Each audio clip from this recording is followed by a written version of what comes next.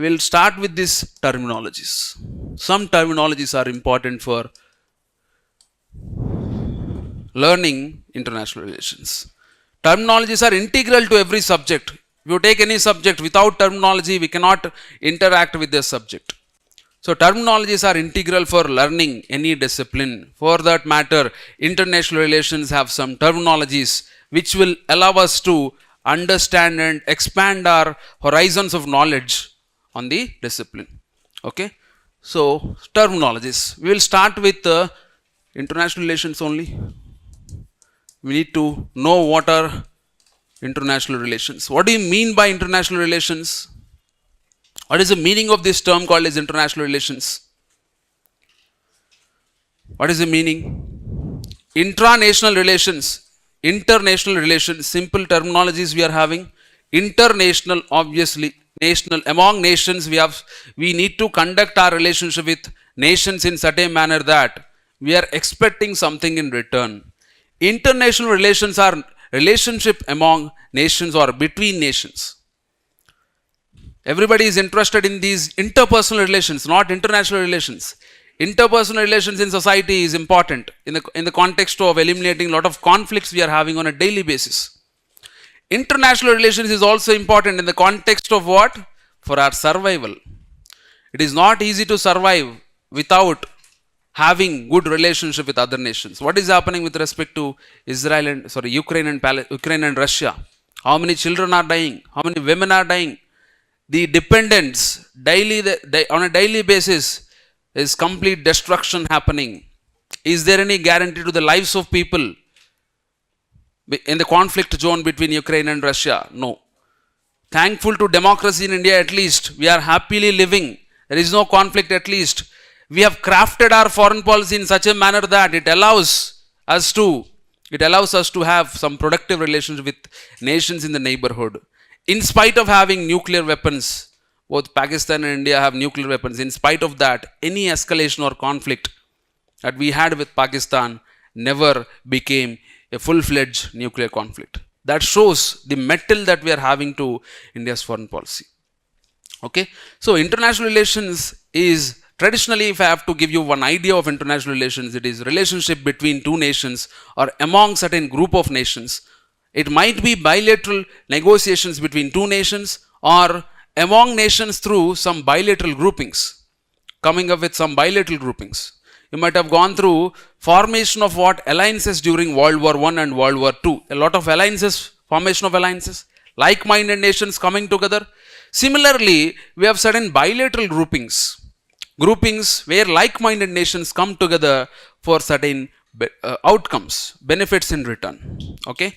If you talk about this grouping that we are having, a flagship idea, that is Global South. This is one idea, perspective that we are having in the world. What is this Global South? So international relations are relationship between two nations. It can be relationship among nations by formation of alliances through groupings. Global South is one theoretical perspective we are having. What is this Global South? Does it have any geographical connotation? It doesn't have any geographical connotation for that matter. Rather, Global South are nations which can be considered as third world countries. What are these first world, second world and third world countries? First world countries are countries who believed in this ideology of capitalism. Second world are countries who believed on the ideology of socialism, that is USSR, a grouping called as Warsaw Pact. On the other hand, we had a grouping called as NATO Alliance. Okay, all those nations which have emerged after decolonization, the developing, underdeveloped, okay, all these nations were considered as third world countries. Still they are developing. So the perspective or the terminology we are using to identify these nations which are still backward, developing, or some island nations which are underdeveloped, they are called as Global South. There is no geographical connotation because you have these nations in the northern hemisphere also. India is a great example for that. So this is one grouping, one perspective where like-minded nations are coming together to develop themselves. One of the groupings that we have in that perspective is BRICS. BRICS is a mouthpiece of this Global South. What is BRICS? It consists of nations of global south like Brazil, Russia, India, China, South Africa. These nations were recently, many other nations have been added to this BRICS grouping also. Like that, international relations are not only a traditional definition is relationship between nations, among nations. That is traditional definition. Okay. So we have this terminology of actors in IR. Actors here is not about the movie actors. Actors are states here. Okay. So international relations is relationship among actors. Actors are state actors. Actors might be divided into, can be divided into state actors, non-state actors. What are state actors? State actors are nothing but the states or nations. State actors are nothing but states or nations we are having. You have you might have already got to know what is a state and nation. State, nation, nation state. The concept of state, nation and nation state. Relationship between and among actors, the state actors is considered traditionally as international relations. That is traditional definition or perspective. Coming to the evolved definition of international relations, it is not only about actors, it is not only about state actors. International relations is not only about state actors, it is also about lot of non-state actors which are playing humongous important role today. What are those non-state actors? Non-state actors doesn't have any relationship with nations. For that matter, at least I might have to throw some light on the state, the concept of nation. What is state? What is state? We'll come to that topic. Again, let us go through this once. Nation state. What is this state? State is one of the rudimentary forms of a nation. Initially, human society. Society was the first element we are having. Post society, we had this something called a state. In society, there was no order. Society was in chaos. Individuals are against each other, taking up arms. There is no guarantee for life. That was the nature of societies in the ancient times, in the medieval times. To overcome that kind of chaotic societies, we needed one sovereign authority, one powerful entity which can regulate the minds of individuals so that there can be one order or peace in the society. Okay, so that for that reason state come into existence. State has some features. What are those features? State, for that matter, there should be one territory to be considered it as a state. Next aspect of state is without population, can we imagine state? Then population is important. Next, government. Yes, government is also necessary. Finally, very important aspect is sovereignty. What is sovereignty?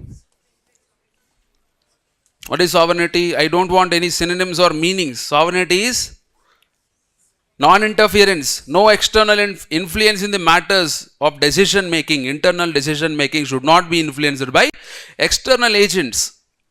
That is sovereignty, actual meaning of sovereignty. So state has some features. It includes one territory within some designated borders, whereas population is a group of individuals that might be diverse, that might be a single unified population. Third aspect is government. Government is an authority that state is having as a tool. State's tool is government. Government has a lot of tools for that matter. So tool of the state is government to exercise its authority over people. Finally, we have sovereignty. Without sovereignty, we cannot imagine an independent state existing without any external interference. Then what is nation? What do you mean by nations? How is it different from state? A nation is entity which is psychological construct, which is psychological in nature. Nation is psychological, emotional entity, whereas state is having certain features. We have already discussed that. Nation is one entity which is a psychological construct where the emotional connect that like-minded individuals are having with a shared identity. Shared identity include language, culture, ethnicity, religion. All these things make it as a nation. So nation is emotional or psychological construct. Okay, India is a nation, or for that matter, Japan is a nation. Okay, nations where individuals are having some shared identity, that might be due to language, historical origins, that might be due to religion, whatever that might be. They are unified for one purpose as a nation. Okay, you can find some states which are not nations, whereas you also find nations which are not states. What are those elements? There are certain nations you are having, they have shared interests, Kurds.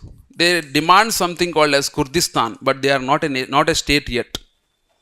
They are having some shared identity. Kurds are one ethnic community. They live in across the borders of Iran, Syria, Turkey, all these nations. That ethnicity is Kurd. They follow one pagan religion, worshipping of nature like that, and they have their own gods. Religion is different. Kurdistan is the nation they are demanding, uniting all the territories where they are living in these nations like Iran, Syria, Turkey. But it is not possible. They are having this nationality. They believe that they are having shared identity, yet they are not a state. Okay. If at all you are having this feature of a state where people are having some shared, unique, common identity, that is called as a nation state. Okay. Example, Japan. Japan has unified population which have shared identity. Majority of them follow that same principles, ideologies, everything. That is nation state, Japan. Okay. For that matter, India, although it is diverse, it is having diverse population. Diversity is ultra in India, ultra diverse nature of India. Beyond that, besides that, we are also having some principle. We go by this principle of unity in diversity. In that context, India can also be called as a nation state. Okay, so nation states are entities which lie in the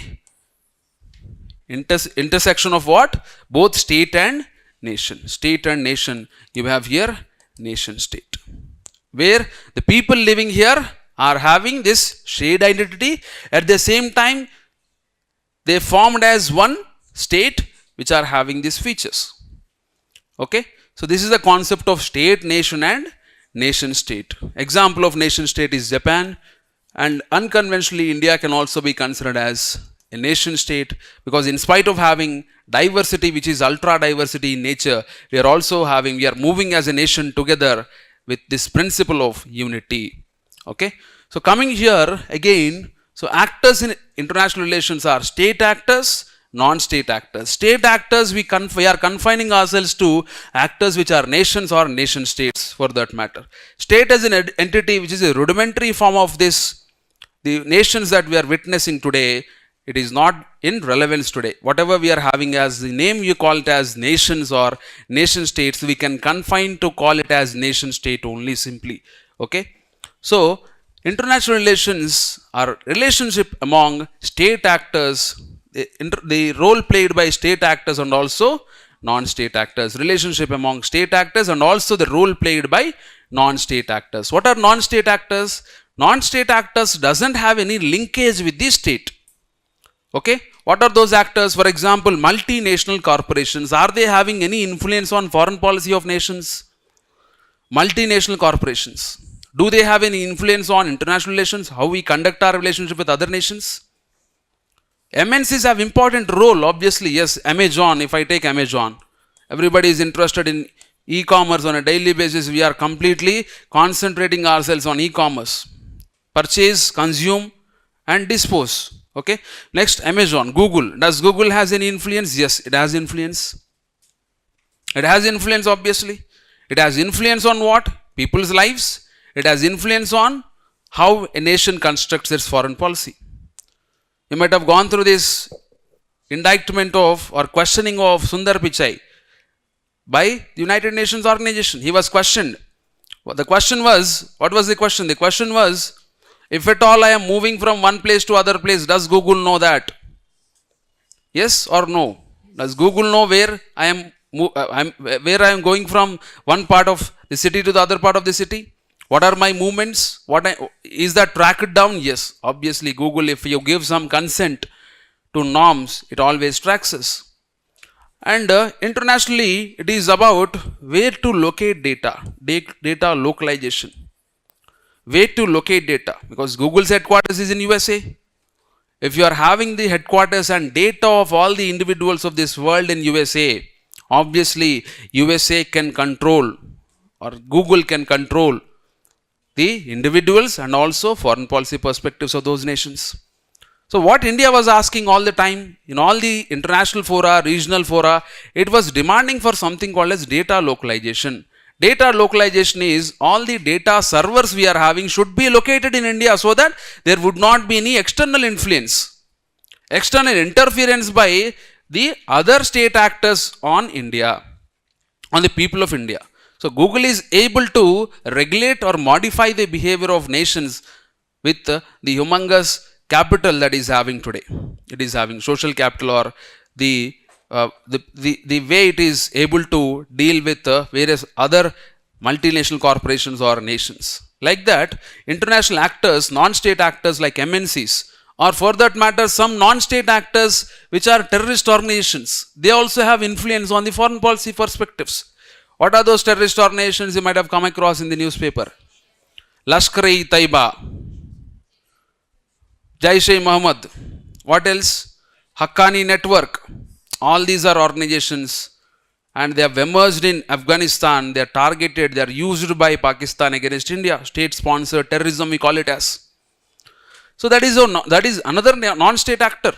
It has its influence in the foreign policy. How India has always been vocal against this terrorism. India has always tried to prove that terrorism is a menace to the world. It has already gave inputs to USA before 2001, that is 9/11. The eyes of USA were opened after this 9/11. Okay? Until then, India has been proving that this terrorism is a menace to the world. You have to eliminate it. Until and unless USA was impacted, it was not unleashing any agenda against terrorism. It has not recognized terrorism is not a threat. It said that terrorism is not a threat. Only after it was impacted by terrorism through 9/11 attacks on Twin Towers, then it has unleashed its power and it has sent its military to Afghanistan and it has announced a war on terrorism.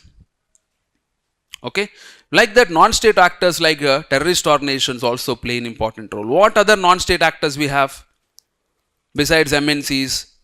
We have a lot of NGOs. NGOs are also non-state actors. Do they have influence on international relations? Yes. Example of NGOs, some global NGOs. You might have come across some global NGOs. What are they? You might have heard about Greenpeace. What is Greenpeace? What is Greenpeace? Greenpeace is an organization that is fighting for environmental rights of people across the world. Okay, it influences foreign policies or foreign policy perspectives of various nations, how they conduct their relationship with various nations, and how they maintain environmental, how they regulate the lot of laws being implemented for protection of environment. How they protect environment is also important in terms of how they interact with other nations. Greenpeace is one organization. Okay, like that you have a lot of human rights organizations, human rights groups, or you have a lot of press organizations, press groupings. Okay, Reporters Sans Borders, RSB, Reporters Without Borders is one NGO which tries to protect the interests of all the media people in the world. This was a question in 2017 UPSC prelims examination where UPSC has been directly asking about this RSB, Reporters Sans Borders or Reporters Without Borders. Okay, it gives a report on press freedom of nations where some nations are trying to suppress press freedom. Okay, like that NGOs also play an important role in the international relations perspectives, not only state actors. So one comprehensive definition that we have to get through this discussion is international relations is not only about relationship among state actors, but also the role played by non-state actors and how state actors are influenced by the role played by non-state actors is also part and parcel of this idea called as the expanded or modern definition of international relations. Traditional definition confined itself to the relationship between nations, among nations, whereas the evolved definition of international relations is not only state actors but also non-state actors have their say in the matters of international relations. That is what the definitional perspective is. Any doubt on this? Anything you want to ask me? So that is international relations. Next aspect is power. Next term we are having is power. What is power? Power, I have already given one rudimentary basic definition. Power is the ability of modifying the behavior of what? Now you have to say it is actors, not nations. So power is the ability of one actor in modifying the behavior of other actors, whether it is state actor or non-state actor. Power is the ability of nations. Power is the ability of state actors to modify the behavior of other state actors. Okay? Who can modify the behavior of other state actors? Is it possible for one state actor to modify the behavior of other state actor? If possible, to what extent? And through what means is also important. So one state actor can modify the behavior of other state actor using certain tactics. One is hard power. What is hard power? Using military strength. Can I use military strength to obstruct a foreign policy agenda of one nation? Yes, military power can be utilized. Okay, so hard power can be utilized, military strength, or sometimes we come across economic sanctions. Economic sanctions is also other aspect. Through economic sanctions, we can modify the behavior of actors. Like what? We have got one example recently. We have got one example where USA has imposed some restrictions on India importing oil from Russia. Russian oil. Why we want to import oil from Russia? Who are our traditional importers of oil? Who are traditional exporters of oil to India? We import oil from Middle East nations traditionally. Iraq, Iran, Saudi Arabia, Qatar, Kuwait, UAE. To an extent, based different proportionalities in different percentages, we import oil from Middle East nations. Middle East or West Asia, one and the same. Okay. So now we have developed one perspective. India wants to assert itself. India's behavior or foreign policies cannot be modified by USA. We wanted to play independently. We wanted to assert ourselves. Before 2014, if you observe, India's foreign policy was very much different. We were not asserting ourselves. We were trying to follow the orders and constructs of the West, that is USA. Whereas post 2014, if you observe, India has been trying to assert in the global fora that India has independent foreign policy perspectives.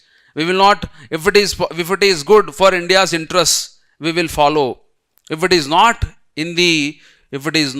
in something called as national interest, we will not obviously obey the commands of any nation. Okay, only if it is in the national interest of India, we will abide by any kind of suggestions or any kind of orders any nation is giving to India, just because they are powerful. Okay, so coming to this, so hard power is military strength or economic sanctions can be utilized to modify the behavior of other state actors. That is how USA has tried to influence the behavior of India of not importing oil from Russia. It has imposed some sanctions. If at all you are importing oil from other nations, I will impose some economic sanctions. Meaning of economic sanctions? Whenever economic sanctions are imposed on you, you will not be able to import commodities from certain nations where USA has influence. Like all the capitalist nations will say that I will not export these commodities to India from tomorrow. What will you do without cooperation? It is not possible for you to do anything. That is the nature of economic sanctions. But going against this, India has finally imported oil from Russia. How it is possible? It means that we are asserting ourselves. India doesn't want to follow the commands of one state actor and doesn't want to be influenced by these actors which are trying to always influence other nations.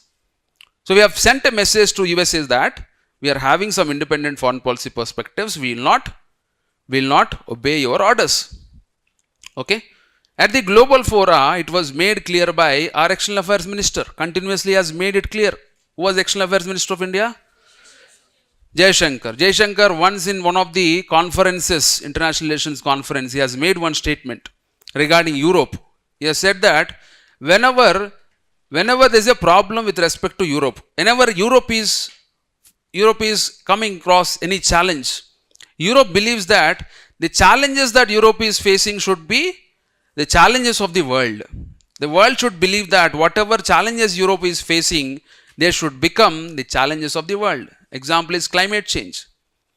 Europe wants all the nations to initiate some actions against global warming and climate change. When it comes to the problems of other nations, what is the perspective that Europe and the West is having? When it comes to the problems of other nations which are underdeveloped, developing, Europe feels that their problems are not my problems. Okay? So when you don't feel others' problems are as the world problems, then why should I confine myself to believing that Europe's problems are my problems? Okay? So I will construct my foreign policy in such a manner that I will maximize my national interest. So why we conduct our foreign policy? To maximize our national interest. Why India conducts its relationship with other nations? One perspective, only one goal we are having, that is national interest. To maximize our national interest. Okay? So power can be hard power, example military strength and economic sanctions. It means you have more military strength, you can modify the behavior of other nations in whatever manner you want. USA has even invaded nations. Who has stopped USA? Nobody has stopped USA. Iran, Iraq. USA has invaded Afghanistan. USA has threatened India during Bangladesh Liberation War in 1971. Nobody has said anything. USA can do anything just because it is having military strength, humongous military strength it has developed since World War II. Next, economic sanctions is another aspect, another dimension. That is hard power. Next dimension of power we are having is soft power. What is this hard and soft power? The perspective of soft power doesn't believe in using some coercion. Hard power uses coercion. Hard power is you are trying to force other actors to obey your orders. Whereas soft power is other actors are being influenced. Influenced by what? Your culture. Other actors are being influenced by your religion. Other actors are being influenced by your customs and traditions or the history of your nation. Okay? Here there is no coercion involved. There is no force involved. The other actors are trying to believe that you are a good nation. Okay? You are a good nation. Your culture is influencing them. Today it is all about everybody, even the Westerners, the foreigners, everybody is trying to buy one yoga mat. Why is it? Yoga is part and parcel of India's culture and we have extended that to the world. And United Nations has recognized June 21 as International Yoga Day. Why it was not there before 2014? Because we were not asserting, we were not trying to extend our soft power diplomacy to other nations. But post 2014, we believed that there are like-minded nations who believe that India is once a superpower. It was one of the global leaders. It can revive its position anytime. So soft power is one perspective which can modify the behavior of other actors, either through culture, religion or customs and traditions. Today if you go to Central Asia and Afghanistan, what movies these people are watching? There is no movie industry for Afghanistan or Central Asia. If you take Afghanistan, it is always in conflict. There is no time for movies. There is no movie industry at all. They watch Bollywood movies. They always appreciate what? The performances of Bollywood movies, movie stars. Like that, this is how we influence or modify the behavior of other actors and make them or influence them so that they conduct their relations in such a manner that India maximizes its national interest. Okay? So that is soft power. Soft power includes modification of behavior of other nations using this initiatives which we cannot quantify them. Okay? Understood? That is soft power. Next we have something called as smart power. What is this smart power? UPSC aspirant should have this smart power of knowing when to use hard power, when to use soft power. Smart power is balancing both hard and soft power in such a manner that you maximize your national interest. You use hard power, but it should be confined to a certain extent. You can use soft power to any extent, but hard power should be, way to use hard power, way to use this soft power should be known by one actor. Only when you are balancing this, you can wade through the troubled waters we are having in the international relations perspectives. Okay, balancing both the hard and soft power is nothing but smart power. A smart nation, a smart actor in international relations is only an actor which balances nascent balance, which maintains its nascent balance between hard power and soft power. Today, some nations are learning this. USA, which used to be hard power, today it is trying to balance its hard power and soft power. China has been balancing, it is very knackily maintaining this balance between hard and soft power through debt trap diplomacy. It is trying to give loans to nations. Whenever they are failing to repay that debt, it is occupying the territories. Okay? It knows how to maintain a balance between hard and soft power. If you take India in this perspective, India hasn't used hard power against any other nation. India doesn't have any track record of invading any nation.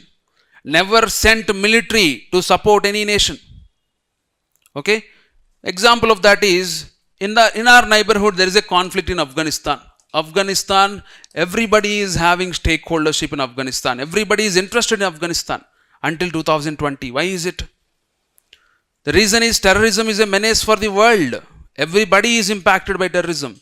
Wherever it is. You go to Europe, you go to West, you go to Southeast Asia, you go to Sri Lanka, you go to Asia, wherever you go, terrorism is a menace to the whole world. So in that context, Afghanistan has become a point, or you can say melting point, where everybody is interested in. Everybody is having stakeholdership. Everybody wanted a military solution for Afghanistan by sending or giving military support to Afghanistan, to contesting elements of Afghanistan. USA is one aspect, and Middle East nations, they are trying to have their say. Pakistan is another stakeholder. India is another stakeholder. Russia is also a stakeholder. A lot of stakeholders in Afghanistan. Whereas India wanted one solution to Afghanistan, which is peaceful solution. India has started giving economic aid to Afghanistan. Even we have thought at the micro level of giving support to the schools of Afghanistan. Children who are studying in the schools of Afghanistan. We have been exporting a lot of protein biscuits. Why is it needed? Is there any nation thinking about the people of Afghanistan? Nobody has thought about people of Afghanistan. They were always thinking about a military solution. If we send military, destroy some institutions, get support from some section of the society, then we can solve that dispute. This is how they are thinking. What is the thinking of India? India wanted a solution to Afghanistan which is sustainable peace. That is only possible when youth stops taking up arms. Youth stop becoming terrorists. That is what we have thought. It is only possible when you eliminate poverty, unemployment. It is only possible when you develop Afghanistan economically. For that matter, we have extended economic support to Afghanistan. For that matter, their parliament building itself is built by India. We have built a lot of national highways in Afghanistan. Salma Dam, which is one of the largest dams in Afghanistan, it was built by India. This is how economic support is given to Afghanistan, because we believed that without change at the grassroots level, you cannot change Afghanistan completely. And Afghanistan is in the neighborhood of India. The terrorists of Afghanistan are always used by Pakistan against India. In that context, you can observe the difference between approach of one nation and another nation. Approach of the greater powers like USA, they wanted a military solution, whereas India wanted a solution which is sustainable peace. Sustainable peace is only possible through grassroots level economic development. Understood? That is how India's foreign policy construct is designed in such a manner since independence, that we have never invaded any nation. We always wanted peaceful solutions to bilateral disputes also. Whenever there is a conflict across the world, India is the first person who has represented to the United Nations, and we were ready to act as a negotiator between disputes. Okay, that is how we have crafted our foreign policy. One example of how we can maintain a balance between hard power and soft power, or completely eliminate hard power and rely on something called as soft power while conducting your relationship with other nations. So power is the ability of modifying the behavior of other actors and non-state actors in the international relations. Power can be understood through multiple dimensions, including hard, soft, and smart power. So next is the concept of diplomacy. What is this diplomacy? whenever one question is given to the aspirants who are here, they come up with answers which are very diplomatic in nature. They don't give any stand. Because UPSC is used to ask this particular directive word called as comment. It simply asks, it simply gives one statement and end of the question is comment. Comment is all about your opinion. Is it your personal opinion? Is it your personal opinion? No, it is not about personal opinions. It is about learned scholarly opinion. Okay? So if at all you have some balanced scholarly opinions in perspective, you can right away write it. It is not personal opinion of aspirants. So diplomacy, diplomatic, being diplomatic in answer writing. One civil servant is expected to be neutral. Neutrality is different from diplomacy. Okay? What is diplomacy? Diplomacy is a tool. Before diplomacy, let us go through this foreign policy. What is foreign policy? Foreign policy. Because foreign policy is nowhere mentioned in the syllabus. But it is necessary that we should know something called as foreign policy. What is the meaning of foreign policy? You know about policies, right? Already you have come across a lot of policies. Government of India and state governments are implementing a lot of economic development policies. What is a policy? Policy. What is a policy? One policy we always have, but we don't follow. What is that policy? All through our lives, we were following those policies, but we were unable to actually implement them. What are they? One policy we have is waking up in the morning. That is a policy. Wake up at 5 o'clock in the morning. Regularly, we come across this policy of you should wake up early in the morning. But we never implemented that. So policy is one approach. Policy is one approach for anything that we come across in life.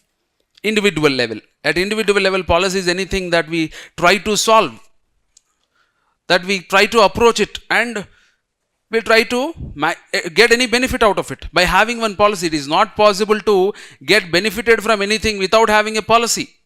Okay? My policy, let us say, some individuals have policy. Lot of individuals have lot of policies.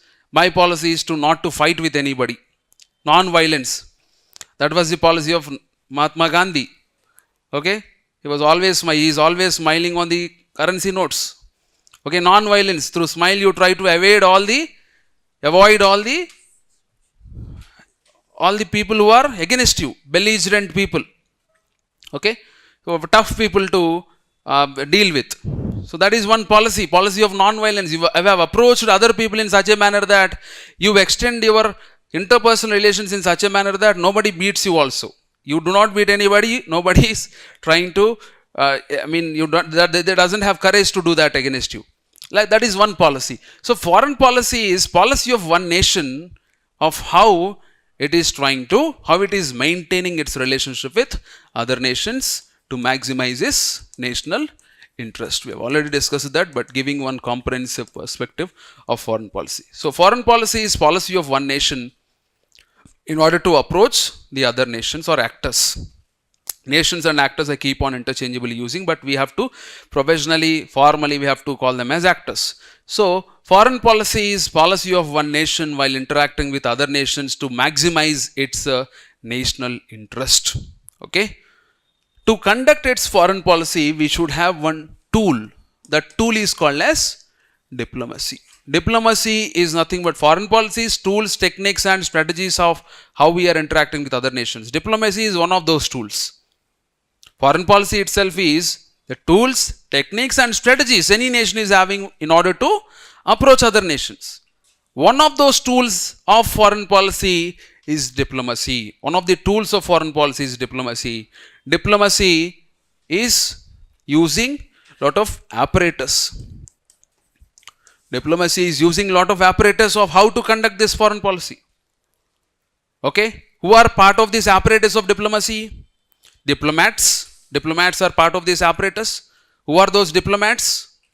The IFS officers, Indian Foreign Service officers. There are a lot of institutions who are apparatus of this foreign diplomacy. Like what?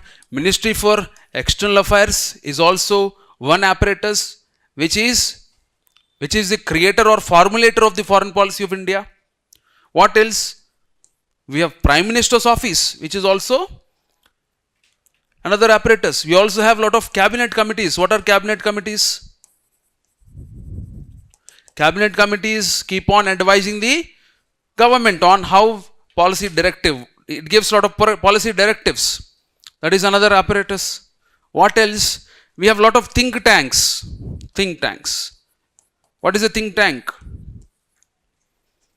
A knowledge machine, a think tank. Example, Niti Aayog. Niti Aayog is a think tank. Or if you talk about foreign policy and defense, you have IDSA.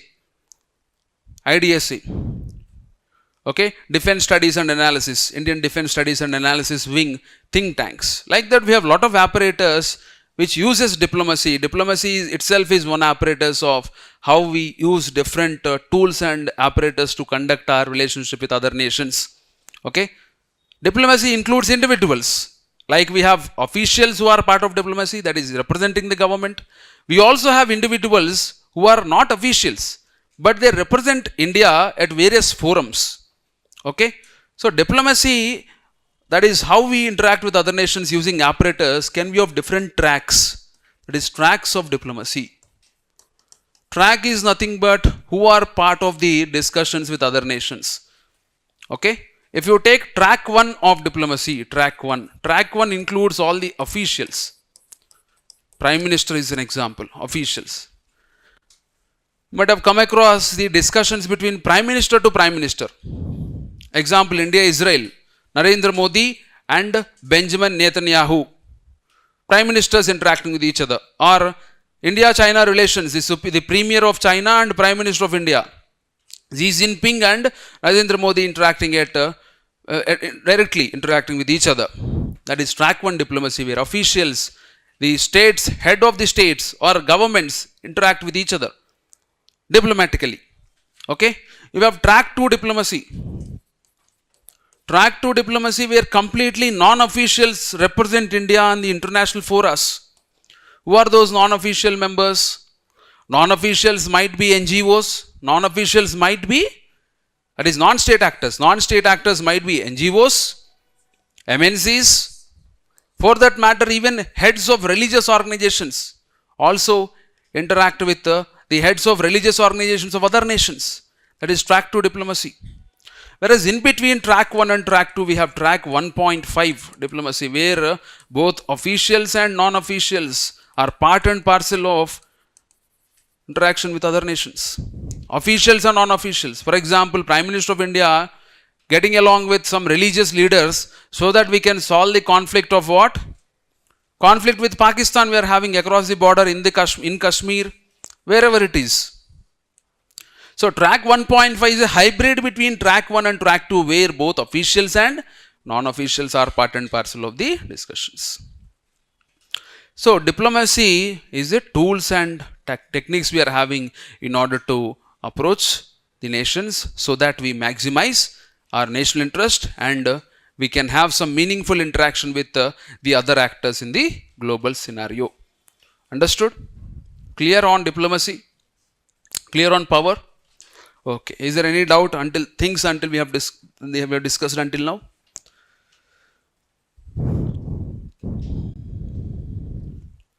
Next key term or terminology is geopolitics.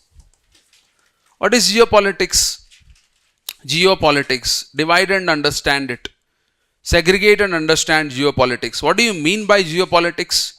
Geopolitics is how geography influences. Politics here is relationship among nations. Geopolitics is how geography influences relations among or between nations. Okay. Is there any influence of geography on India's relationship with other nations? Yes, obviously, because we have elaborate coast. We are an important player in Indian Ocean. 90% of the global trade has to pass through Indian Ocean. So India has important role to play in the global trade also because of its position, because of its geography. So geopolitics is how geography influences our relationship with other nations. The reason why we maintain our relationship with Pakistan and China and we have the conflict with Pakistan, and China is geopolitics. India is situated in such a manner, head of India is conflicting zone because it is a contesting territory between Pakistan, China and India. Okay, the northeastern part of India, So northeast part of northern India, you can say, that is Ladakh, contested, and western part of northernmost part of India, that is Pak occupied Kashmir, that is contested. Let me draw something here. So you have, for example, although it is not exact one, so if you consider this as head of India, what has happened to the eastern part? It was occupied by China. It is a contested zone. That is, one line is drawn which is called as line of actual control. Aksai Chin was taken away from India during 1962 war. 1962 war, China has occupied this territory called as Aksai Chin, mounting for some 30,000 kilometers. Aksai Chin was taken away from India. Ladakh, northeastern part of India. Next is western part. What we have? Western part, it was captured by Pakistan in 1947 through war. We had a war with Pakistan in 1947-48. Pak occupied Kashmir, it is called as Pak occupied Kashmir. We were able to push the armies of Pakistan until here, although it is not mutually accepted boundary line for ceasefire, eliminating any tensions. We have come up with this line called as line of control. Okay. So this is strategically important zone where you have Siachen Glacier, where you have a sector called as Kargil sector, Kargil and Dras sector, where here for China, Tibet and Ladakh are important. It believes that Ladakh was part and parcel of China. At the same time, it believes that Arunachal Pradesh is also part of China. So in that context, northernmost part of India is conflicting zone, and it is influencing how India maintains its relationship with Pakistan and China. And it also determined how India's relationship with Pakistan and China were crafted all through these years. That is, of geography influences politics of, that is, international relations among nations. Okay. For that matter, we are trying to expand our relationship with Southeast Asia in order to what? Reduce the influence that China is having in Asia and Southeast Asia. China is an emerging power. It is having influence in Asia, Southeast Asia. It has today become a manufacturing powerhouse since 1980s. It can even overcome the manufacturing capabilities of USA.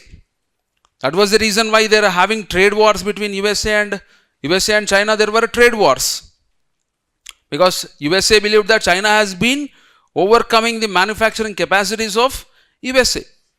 So in that context, India, in order to become another superpower, global powerhouse, global superpower, you need to reduce or balance the power of China. It is not possible for having two powers in Asia. It is not possible to have two superpowers in Asia or for the whole world. In order to reduce or balance the power of China, we have expanded our relationship with Southeast Asia, because since 1980s, if you observe Southeast Asia, there was expansion of economic growth. They are called as tiger economies, tiger economy expansion, including South Korea, Japan, Thailand, Vietnam. All these nations have expanded in manufacturing sector. Today, if you find any electronic good or automobile sector, they are contributing. They are playing important role in exporting these commodities to the world. In that context, we have tried to expand our relationship with Southeast Asia in order to negate the control that China is having in Asia and Southeast Asia. Okay, that was the reason why we have come up with this policy called as geopolitics. Is the reason why we have come up with the policy called as look east and later act east policy also. So that is the concept of geopolitics, how geography influences international relations. Or you can take the example of Afghanistan. Afghanistan is a buffer zone. From Afghanistan, India can enter West Asia. From Afghanistan, India can enter Central Asia, or it can expand its influence in Europe also. It can have connectivity with Europe. Like that, geography and geographical position of nations, for that matter, India itself is influenced by this theoretical concept called as geopolitics. We have been implementing that on a daily basis in our relationship with other nations. Next is geoeconomics. After understanding what geopolitics is, what do you mean by geoeconomics? How geography influences our economic relationship with other nations. Geoeconomics is dependent on what? Geography. It means your resources. if your geography is having geographical land where you are living, it is having more resources. Obviously, you can have influence over other nations. Okay. Today, Africa is the zone where every nation wants to explore. Africa, because Africa has a lot of mineral resources. Africa has some critical mineral resources which are not available like anywhere in the world. USA is into Africa, China is into Africa, India is also into Africa. Or for that matter, you take geopolitics and geoeconomics coming together in a place called as Iran and Iraq, where you have essential oil resources without which the world cannot run. That is of geoeconomics as a concept. Where you are located, Iran, Iraq are economies which are expanding like anything. The reason being the oil resources they are having. Okay. So today, if you observe Iran and Iraq or Saudi Arabia, the nations in the Middle East as a whole, what is the reason why they are economically developing like anything? Oil resources, obviously. Okay. You observe a lot of costly cars being maintained by the kings, the Salmans of the UAE, Saudi Arabia. What is the reason? From where they are getting all of these things? By selling oil. The only reason. So geopolitics and geoeconomics can come together and influence the foreign policy of nations. No nation wants to have bad relationship with Middle East nations today. Okay. So geoeconomics is also another concept we have along with geopolitics.